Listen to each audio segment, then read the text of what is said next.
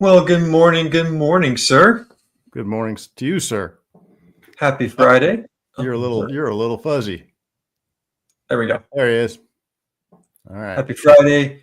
It is sunny finally here in Texas. We were frozen in last weekend, and first part of this week we were still kind of frozen.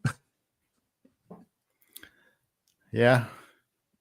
It's been down in the 50s here, so What was that?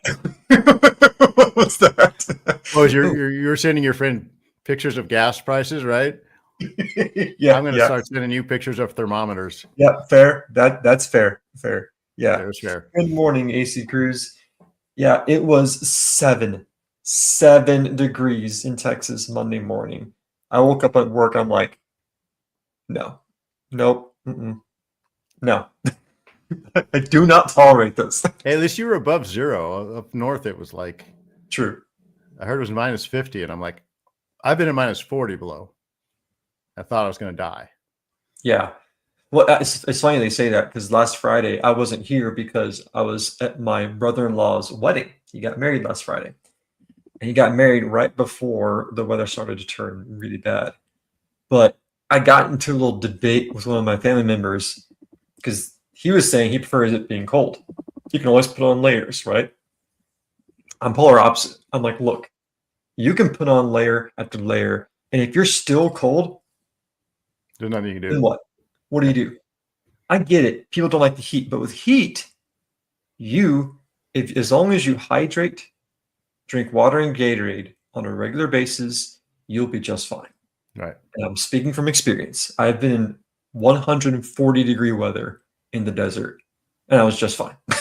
Well, I doubt you were just fine, but you were managing. Well, I was because I would rather be in. Like I said, I would rather be in 140 than minus 40. Yes. Yeah,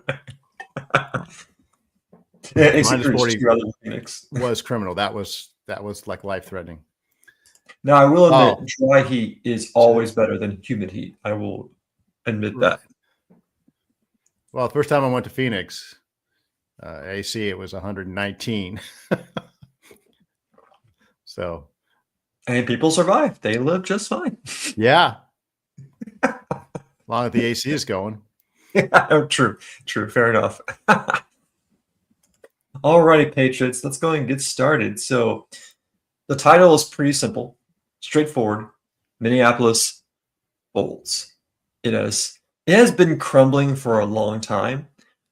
But like we talked about week before last, massive amounts of fraud were discovered in Minneapolis. Do you remember that, Joel? Oh, yeah. And now that more time has passed, we've learned that this fraud is not minimal. Apparently, we're talking to the tune of billions of dollars of taxpayer dollars gone because of this fraud. So, Joel, let me ask you a question. If you were in charge of the federal government, if you were in charge of some agency, and you found out that there are thousands of illegals in a city that has just been discovered to be the source of billions of dollars worth of fraud, what would your priority be? Would your priority be investigating the fraud or getting rid of the illegals causing the fraud? Need a little more information in this scenario. Mm-hmm. Am I in a Democratic administration or am I in a Republican administration? You're in this administration. You are in the administration administration actually gives you the tools you need to do your job.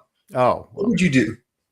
I would probably do what they're trying to do right now, which is, do my Romans 13 duty as one in authority that was instituted to do right and punish wrongdoing. So that's what I would do.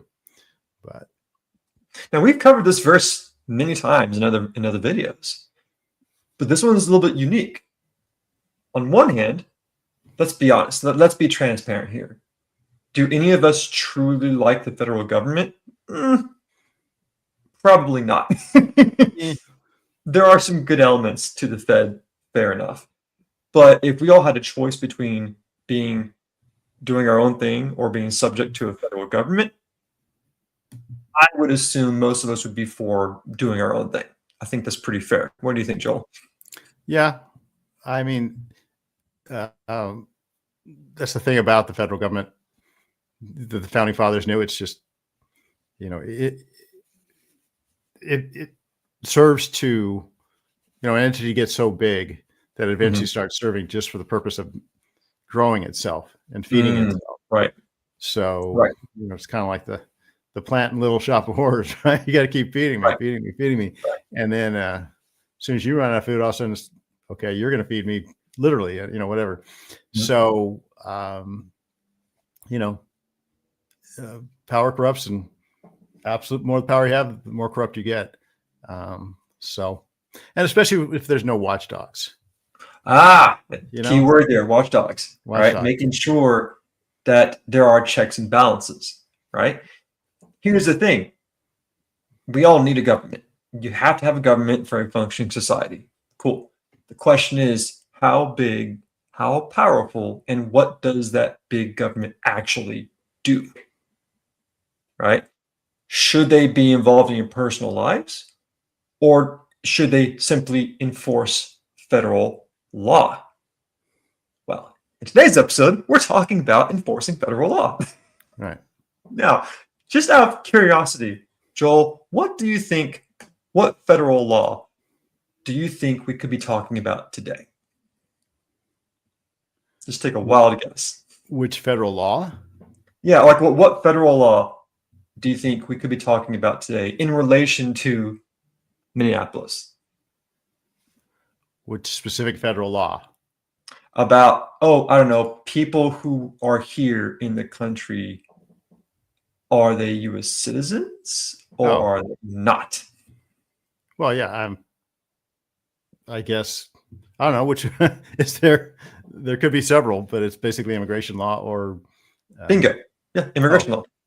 What category of federal law? Yes. Well, it's like if someone is here illegally, what has been happening for before the current administration to what's happening now. Let's do a quick compare and contrast. What did we see on a daily basis under Biden? We saw people pouring across the border that's about a way south of me. Thousands a day. Well, thousands a day, millions in total. Yes. Flowing in, not just from Mexico, mind you. We're talking all over the world. Yeah. Okay. Flowing in. Right. Nothing to do south of it. And yet, all of a sudden, now, when was the last time you heard about thousands pouring in the border? You don't. And we don't see it here. Like I said, San Diego County, where I am, is ground zero along the Texas border, right? Sure. Where the border fence is. So, and Florida, same thing. Yeah, Florida. And even the Canadian border. We talked with Lucas about that a while back, right? Right. So, yeah.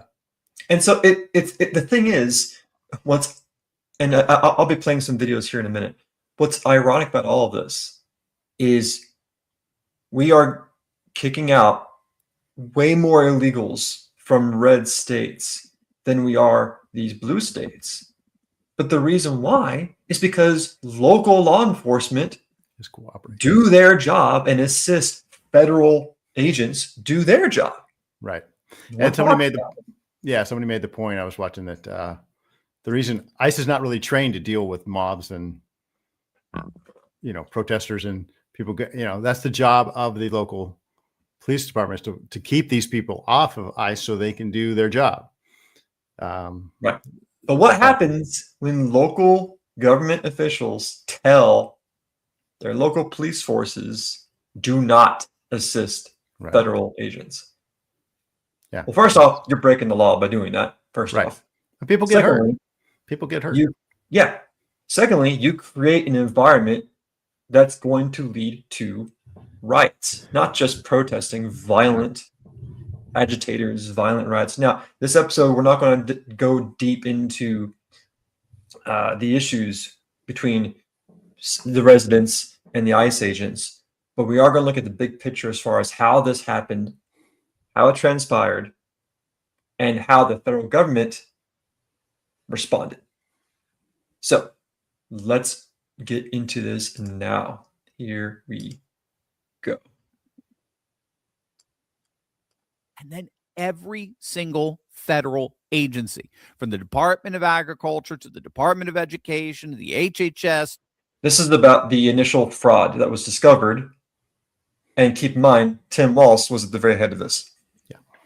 The FBI, to Homeland Security, to the Treasury Department, the SEC, they all collectively uncovered more and more fraud than anyone could have ever imagined in their wildest nightmares. I mean, Trump has said he's got reports that the fraud may be as high as $80 billion when all is said and done. $80 billion. And then, of course, you got Walz doing everything he could to distract the legacy media from this little embarrassment. So he went from lying to looting. He encouraged everyone in Minneapolis to rise up against these federal agents and actively thwart their law enforcement duties, which I don't see as anything other than treason and insurrection. And of course, that treason and insurrection got 2 radical activists killed in the process. But then the Trump administration received information on infiltrated, encrypted signal chats that were orchestrating these riots. And what they found was that the signal chat network didn't just involve clueless left-wing lunatics who had nothing else to do but harass ICE agents. No, the network included Minnesota government officials and even members of Tim Walz's own administration. For example, Amanda Kohler, a campaign strategist for Tim Walz. She's been featured prominently within the network as an active participant. Evidence suggests Minnesota Lieutenant Governor Peggy Flanagan may have been involved at the highest levels. And then here's the kicker to make it even worse. Investigators have found donor lists showing foreign money funding these organizations. That's right. Foreign involvement in a coordinated effort to obstruct federal law enforcement. How do you spell treason? And so let's take a step back for a moment. What happened? Well, fraud was discovered in Minneapolis. The governor of the state of Minnesota, instead of investigating it, he just called it a conspiracy theory. He just blamed racism on it, right? How dare we question? But then more federal agencies got involved and discovered, hey, Minneapolis is the ground zero of all this. And there just so happens to be a crap ton of illegals there. You know who we're going to send? We're going to send in ICE to kick all these people out and bring some accountability. But what did the governor do? He supported the riots. He went out and told people, hey, you know what? Don't listen to the Gestapo. Police officers, don't you dare assist federal agents. No. Then the riots started happening. And thankfully, it could have gotten a way worse. But then everything started imploding on itself. And so here's where it gets good. You have the city that is on fire. That's not literally on fire. We have the city that's collapsing because terrible leadership. And then all of a sudden, I think earlier this week, Tim Walz finally caved and told the local law enforcement, hey, actually, you guys need to do your job. Actually, you guys need to assist the feds. And all of a sudden, what happened, Joel? Yeah, the police officers started assisting them. You had to think that the Minneapolis police had to be a really tough situation for them to be in. Just of course. Stand back. I know at one point they were kind of facing off. They were told to actually physically resist ICE, but you had to know that the Minneapolis police their leadership, or maybe their leadership is just as corrupt. I don't know, but the rank and file it had to kill them to stand back and see that they couldn't help their brothers in law enforcement. And the mayor of Minneapolis, same thing. He was like, "Don't you dare assist them." Yeah. But then, when pressure kept mounting, it's like, okay, you know what? No, you guys need to do your job. Assist the feds. And I just wonder how much of that pressure came from inside the police itself. And they said, yeah. So we're not standing by and watching this. We're supposed to do our job. We're supposed to help these, because the law enforcement community, it doesn't matter what branch you're in or what service you're in, they want to have each other's backs. Of course. So here's what happened. At the heart of getting walls to buckle was the flooding the zone strategy. That's what Border Czar Tom Homan has been talking so much about of late. You overwhelm sanctuary cities with massive ICE presence. We're talking literally 5 times the number of their entire police department. And that overwhelming force eventually gets these sanctuary cities to cave. They give up on their sanctuary city policies precisely because the calculus isn't working anymore. Those policies are only exacerbating and increasing the amount of federal agents taking over their cities. And this is the goal for the Trump administration. The goal isn't to flood the zone. The goal isn't to send in, 100,000 federal troops into Minneapolis. The goal is to get cities like Minneapolis to drop their sanctuary city nonsense and cooperate with federal officials so as to remove as many illegal migrants as possible as quickly as possible.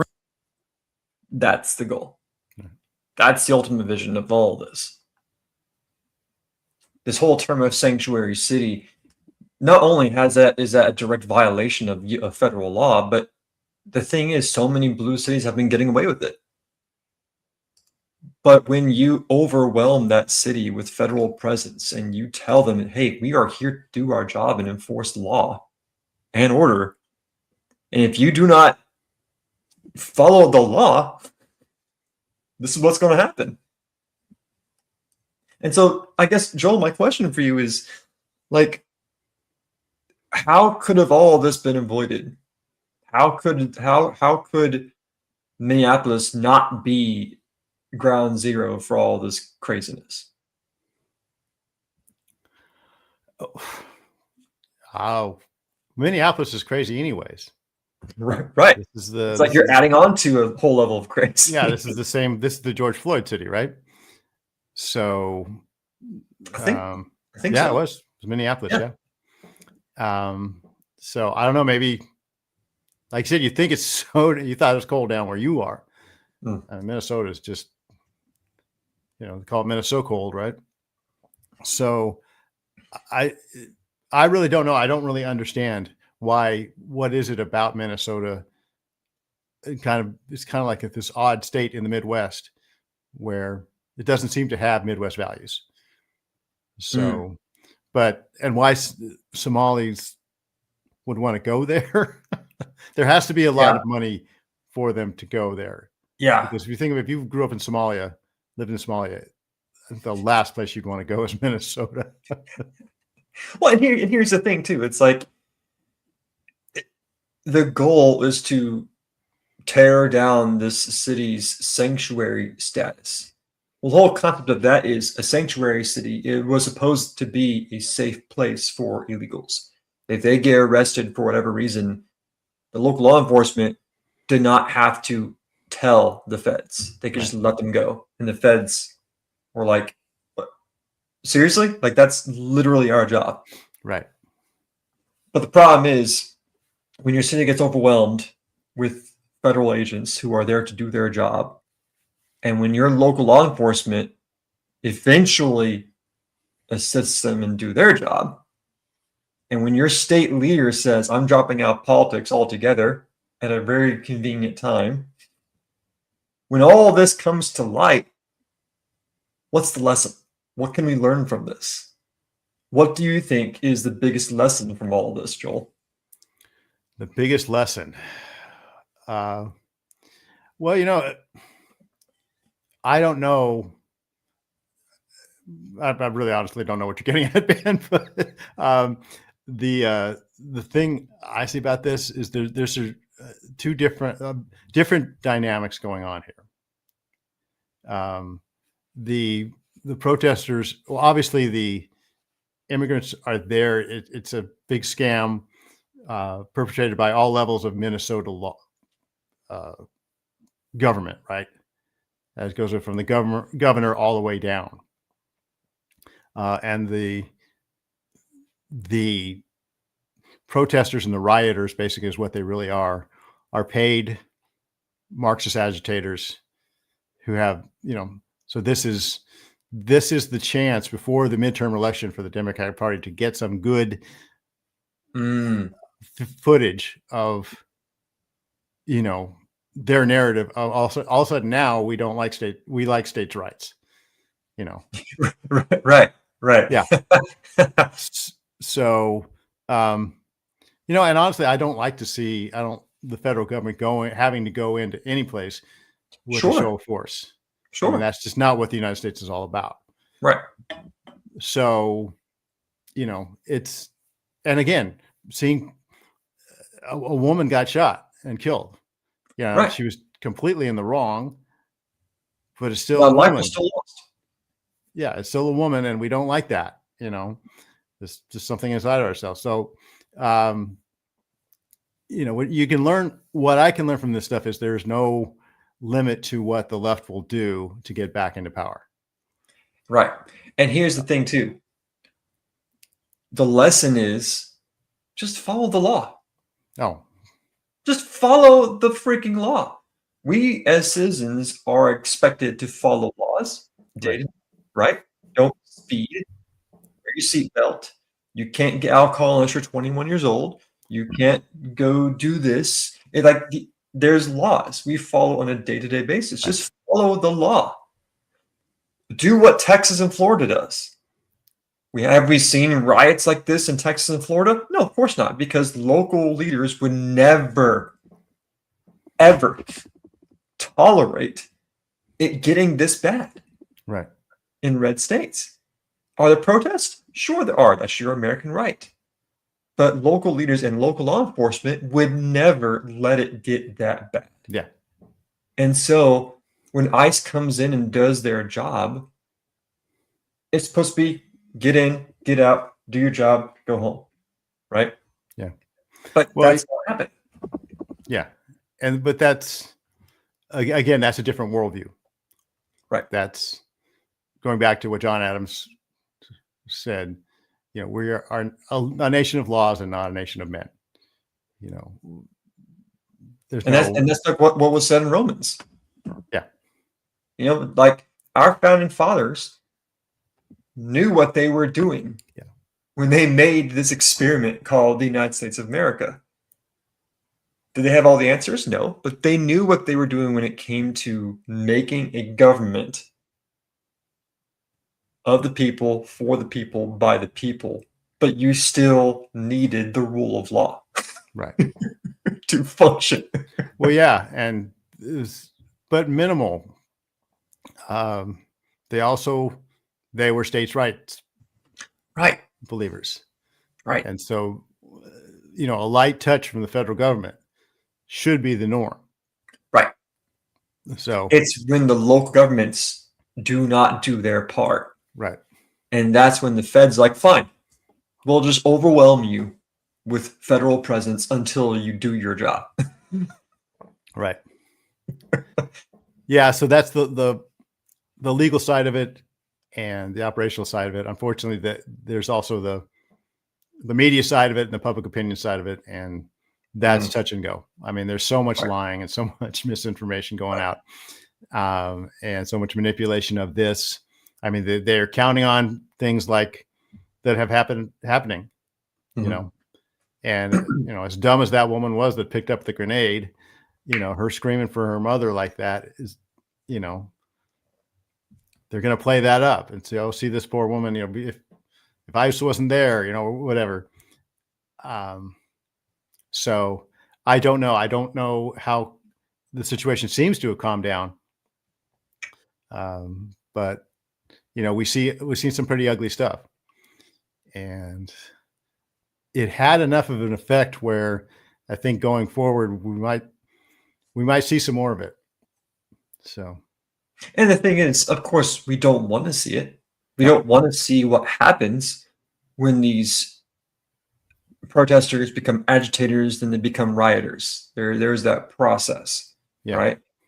But of course, it doesn't help when you have a media that hates you, that despises you, and wants to make these events seem like they're justified when they're absolutely not. Why? Because they go against the law. Right. It's that simple. But the problem is, rules for thee, not for me. That's been the left's mantra for years. Right. We expect you to follow the law, but don't ask us to follow the law, because then it goes against the narrative. Yeah. And again, there's the whole thing of going into a church. Your churches, every church should now have a plan. What do we do if this happens? Right. And they should be telling their congregations what to expect. Right. If such and such happens, this is what you do. This is where you go. This is who steps in front of whatever. I go to a church with a bunch of Marines and law enforcement, I pity the fool that comes into my church, but right. A lot of churches don't have that. And, so that whole episode did not necessarily hurt their movement, so this is a worldview clash, and it's a full on values clash. And, everybody's talking about civil war, and hopefully, Walt's caving in like this, we'll put it, quash that for now. But as these midterms coming up are just gigantic. Yeah. And their impact, and they will do everything they can, Well, and we've seen how far they'll go. Yeah, they'll go further than this. Yes. And let me just give a quick little reminder here. I found this photo that speaks it speaks volumes. I want to list off some names about people who have died tragically recently, and there were no riots. There were no cities burned to the ground. The left didn't care about Ernia Zadkruska. I think she was the girl that was stabbed to death on that bus or train. Yeah. The left didn't care about Charlie Kirk. The left didn't care about Austin Metcalf. The left didn't care about that National Guardsman who got shot in D.C. But they burned cities to the ground over a woman who tried to assault federal agents. Let that sink in. Yeah. And again, I'm not saying that people on both sides are perfect. No.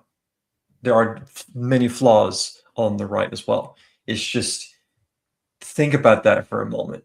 You do not see people on the right burning cities to the ground and rioting when they don't get their way. You never have either. Always has been on this side. Yeah. I didn't get my chicken tendies, so I'm going to burn the house down. That's what it is. And if you have people in your lives, people who are watching, listening, if you have people in your lives who are like that, help them. Love them, care for them. But if they do not want your help, if they want nothing to do with what's right and good, then you need to also keep your distance. Because who knows what's going to happen around them. If they don't get their way, you already know they're going to go down a path that's going to lead to destruction. And that, as Christians, is something we need to be mindful of all the time. You're not going to get your way. Things are not going to pan out for you. That you will never get your dreams all the time. That's not going to happen. Right. The only thing that's guaranteed to us is if you beg for forgiveness, repent. The guarantee is we will be able to see our King one day. Right. That's it. That's the only promise. That's the only thing you're guaranteed. Right. And the governments are instituted by that King, right, to do good and to enforce law, not to enrich you with other people's money in a scam, Right. So that's the end goal. But that's the fundamental worldview difference between what government is is for and what it's not. There you go. Well, sir, on that note, it's time to go. Fast. Again, great weekend, Joel. You too. Stay warm.